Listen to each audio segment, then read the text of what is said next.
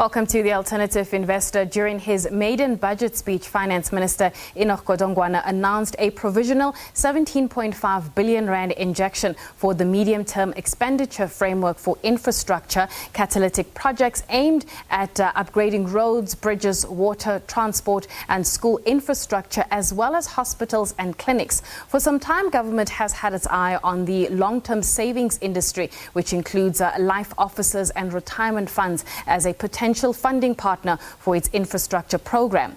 To unpack this for us, we are joined by Heleen Goussard, who is the head of alternative investment services at RisCura. Heleen, thank you so much for your time. I suppose this is actually, great news for those in the investment community. Where are we sitting right now when it comes to the participation of asset managers and retirement funds in infrastructure? Thank you very much. I think the opportunity that's being offered by infrastructure and by the program that was announced by both the President and the Minister gives the retirement funds and life officers significant opportunity. And it's an opportunity that has been proven overseas in the UK market, in the Irish market, in the Canadian and Australian market, where retirement funds specifically have significant investments in infrastructure, as it is an asset that suits them innately as an investment. Right. The Minister did mention that we're still on the topic of Regulations 28 of the Pension Fund Act that, if passed, will enable retirement funds to invest up to 45% of their portfolios. For the benefit of our viewers, let's talk a little bit about Regulations 28. What is it? So Regulation 28 is a prudential regulation that tells retirement funds how they can invest in terms of which asset classes they should be investing in. And then it places limits on those particular asset classes to ensure that the total risk exposure that retirements have, as well as the specific exposure to some more risky assets, are limited in order to ensure that the prudential limits are met and that the fiduciary duty in terms of investing retirees' funding is done in a responsible manner. One of the aspects that I found quite interesting was that the Regulation 28 draft also indirectly addressed a long-standing issue when it comes to the ambiguity of infrastructure. Tell us a little bit about that. So infrastructure is actually, if you think about it, is a general term that we use. And so there's a question around, there's the investment theme of infrastructure that developed in the last 25 years.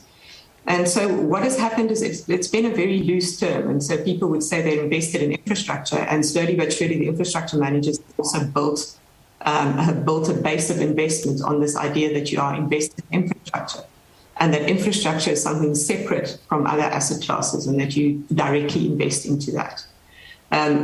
What's interesting about it is, in the end, infrastructure is more an underlying theme, really, than a particular type of investment class. So you can invest in equity in infrastructure, you can invest in debt in infrastructure. It can either be listed or unlisted, which is some of the asset class qualifications that, you currently already have. So what's interesting about the draft Regulation 28, and that there was, a lot about it that was interesting, but one of the things that was interesting is it didn't create another bucket in terms of asset classes within reporting. What it did is it put infrastructure as a subdivision into a number of asset classes, sort of supporting the idea that infrastructure is, in the end, is a theme. It's a thematic investment theme which can be invested into in a number of manners. And by looking at it that way, it then said, look, we're going to put certain prudential limits in place for within asset classes, but we're not creating a separate asset class, which is called infrastructure. From your point of view, and perhaps the conversations you're having with others in the industry, are asset managers and pension funds finding the idea of investing in infrastructure compelling? So I think yes is the short answer. I think there's a lot of opportunity out there. People have seen the opportunity work. The renewable energy program has shown us that it can be a great investment opportunity for private investors, as well as contribute significantly to the country's growth. So there's a lot of asset managers who've developed skill during that program and are now able and willing to raise funds which invest into these different infrastructure projects. I think that it's a significant investment opportunity within the South African market, and long-term institutional investors are always looking for new opportunities to deploy money in a way which is investment looking at both risk and return. And so I'd say that is the important thing that people are looking at the moment. They can see the opportunity, they want to partake in the opportunity, but at the moment people are looking at it and saying we've got to do so in a well risk managed way, and in a way which is to the advantage of all retirees, all life policy holders, as the case may be.